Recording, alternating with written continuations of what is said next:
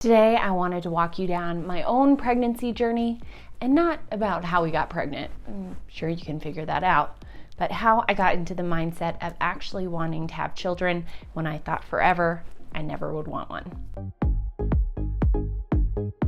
I'm Juli Bauer Roth, the food, fitness, and lifestyle blogger behind PaleOMG. Welcome to my YouTube channel. I'm here to share my favorite wellness, food, and fitness tips to help you live your best day in life. Today, I wanted to talk to you about my own journey into pregnancy and someday motherhood, because I never thought I would be here. When I met my husband 10 years ago, I told him I have no interest in ever having children, so if that is part of your life plan, I'm not the person for you. Well, here we are, 10 years later, about to have our first child. So things have changed. But I felt very alone and almost ostracized whenever I would tell someone that I didn't want to have children. And it was a really sad place to be. There were a lot of things that went into the feeling of not wanting to have children. And I really do believe every person is so unique, and just because we are women doesn't mean we're supposed to have children. That's not part of our life story always. And I felt very alone and ostracized often when I would tell friends or family or acquaintances that we weren't going to have children, and they would stare at me like I just hit them in the face with a frying pan.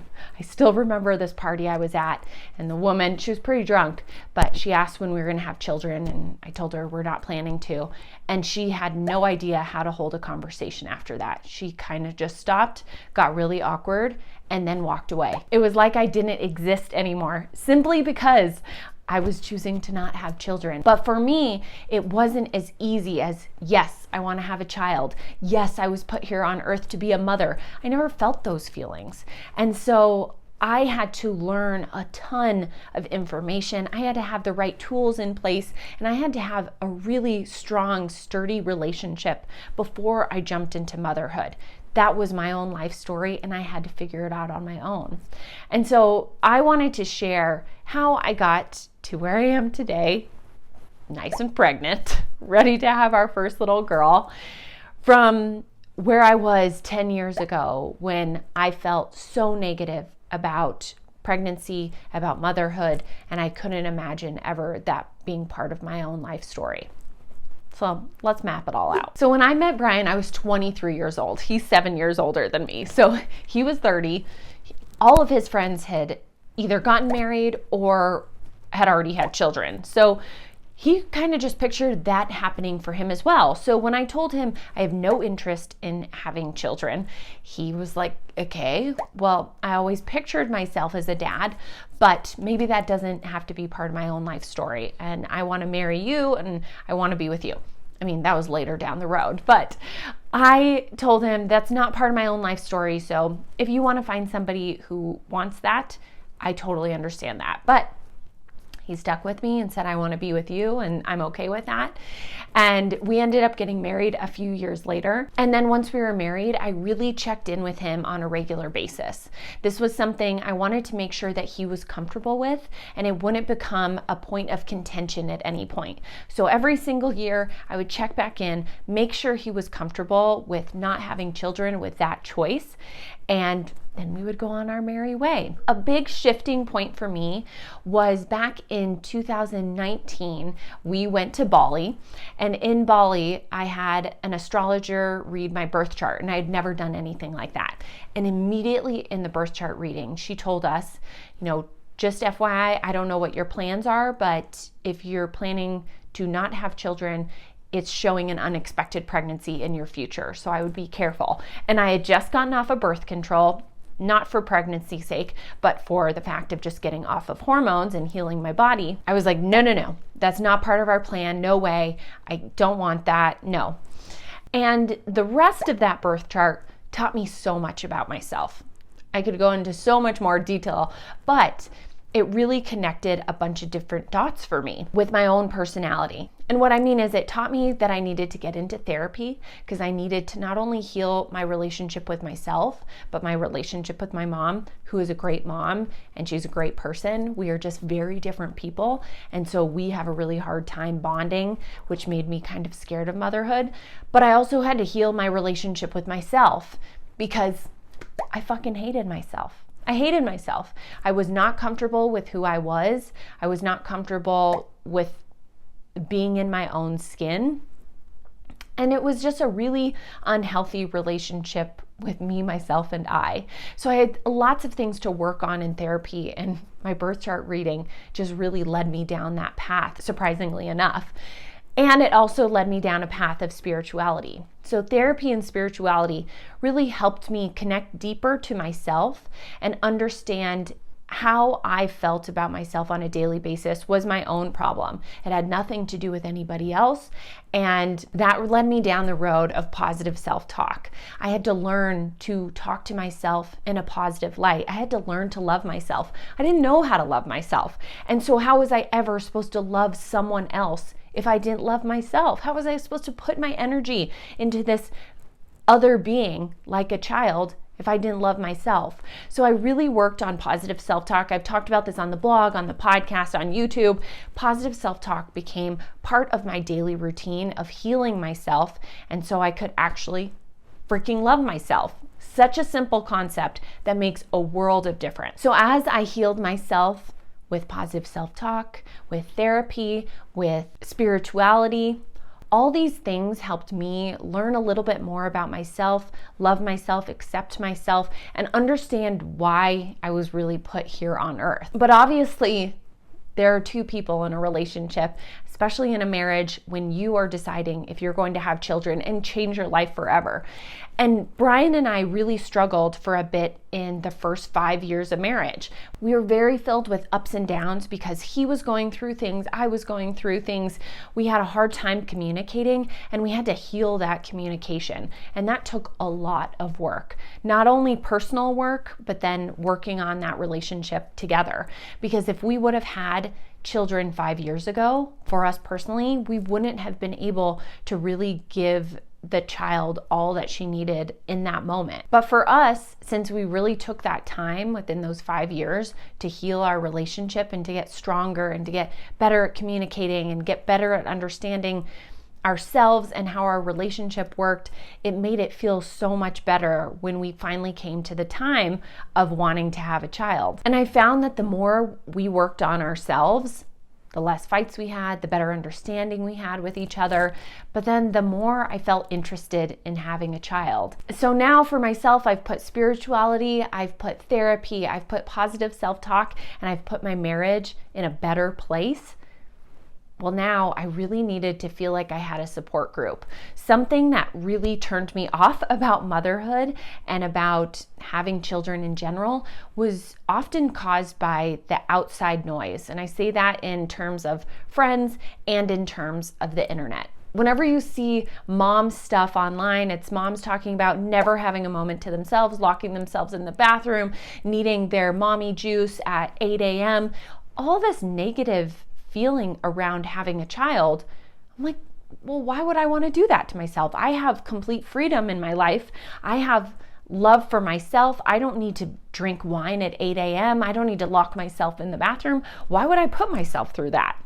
And I also saw that with my friends.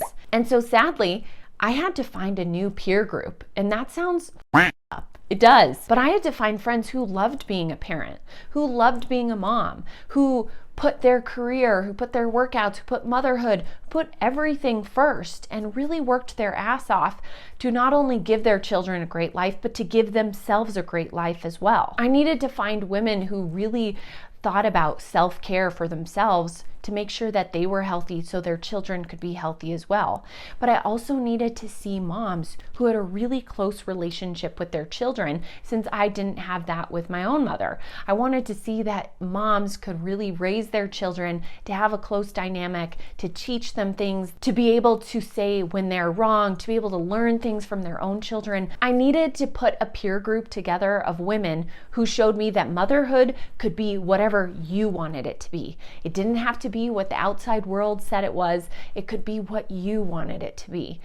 And when I found those women, it was so inspiring and so exciting to me that you could be a mom who kicked ass in the gym, that you could be a mom who kicked ass at work, that you could be a mom who stayed at home and loved being a mother. The more I saw women who loved being mothers, the more excited I felt about that. And another piece of the puzzle, which sounds so strange, but I needed to have people in place that I felt supported with motherhood, with the physical changes, with the postpartum changes. I needed to have a good network. And that first started with family support, which I have great family support. Brian's mom and my parents are amazing. I have a brother-in-law and sister-in-law who will be the most amazing aunt and uncle. And I have such a great support system of women who I just mentioned, who showed me that anything was possible. You got to decide what it was. But I also needed a network together of people who could teach me about my body, whatever was changing, how to take care of my body, how to support it. And that's where a functional medicine doctor came into place, an acupuncturist, a chiropractor. And of course, these things are not 1000% needed, but it helped me feel like I could actually take motherhood on and support my body in the best way possible. So not only have I hired a pelvic floor PT to help support my pelvic floor, so I'm not one of those moms who says, I just pee every time I laugh. No, I don't want to have a life like that. And I want to write my own story. And I don't want to struggle with not understanding why I'm going through something in pregnancy. And that functional medicine doctor has helped me so much with better understanding my liver and my thyroid and my kidneys. And the more I put this network into place, the more I felt like I had all the support I needed to take care of my body, to raise this child the best way I could while she's inside me. And then I have a great network on the outside to help support me. So I still have time with my husband. So I still have time to work. So I still have time to go do some of the things that make me happy, like going to the gym and going to the grocery store and going to get Botox. Like whatever appointments I want to get in, I want to have that support network. And so that life that I previously had can continue on in some way as this beautiful new life blossoms into something else. And I know that all sounds so incredibly privileged, because it is. I'm so lucky to have a family that is close by. My mother-in-law moved to Denver to be closer to us. My sister-in-law and my brother-in-law moved to Denver. I have the most amazing support network, and I have the ability to find an acupuncturist and a chiropractor and a functional medicine doctor because I live in Denver with an amazing network. And so that's so privileged to say, but that has really helped me to know that my relationship with myself is stronger. My relationship with my husband is stronger. My relationship with my family dynamic and my friends dynamic is stronger than ever. And so I can feel that our family is completely supported as we bring this new human into the world, and we teach her all the new things as she teaches us so much along the way. For me, making the decision to have a child was a big deal. It wasn't something that just felt natural to me, and it took a lot of time on myself, on my relationship with the world around me, to feel like I was able to support this child in the best way possible. And to me, that's what I needed to get to this place of feeling comfortable with having a child, and that's my own life story. But something I wish I had before pregnancy was a support system who supported me in that choice of not having a child. It can feel incredibly lonely and isolating if you're questioning if you want to have a child, if you've decided you don't want to have a child, and that just seems incredibly unfair. And so I hope that me sharing this opens people's eyes to understanding why people might not want to have children. And it might not be reasons like mine whatsoever, but all of us have our own journey, we have our own excitement, we have our own dreams and wants, and to think that the only way to be happy is through having a child, I think is just really small-minded. And so if you are struggling with that, or if you've decided to not have children and you are just picturing a beautiful life without one, that is awesome. And if you've decided to have children, many children, one child, whatever it is, build a life that you want. Decide what you want. Don't let the outside voices tell you what is right in your life. You know, and you and your partner know, or you by yourself know. The more you can understand yourself and work on yourself and do the daily tasks on a regular basis to get to know yourself, the better off you'll be. Life is so beautiful whether you have a child or not. And if you're questioning if you want to have one, don't feel alone. You're not alone.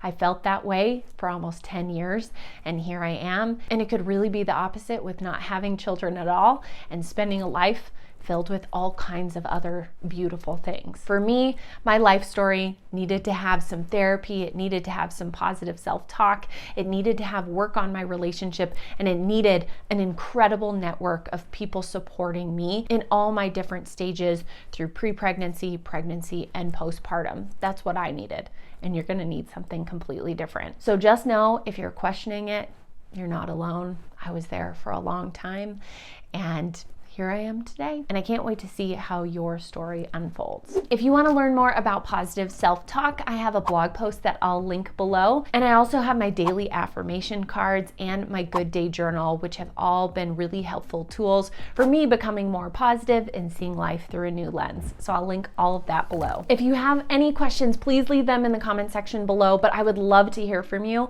I want to know if you've ever struggled with these thoughts, these feelings with coming into motherhood, if you've decided not to have children, if you felt like you were always supposed to be a mother. I want to hear from you because I find it so fascinating that all of us are on our own journey here. If you enjoyed this video, give this video a little like, and don't forget to subscribe for even more videos on all kinds of different topics. Next, I'm sharing a couple videos you might be interested, so stay tuned for that. Again, I'm Juli Bauer Roth of PaleOMG. Thank you so much for tuning in today.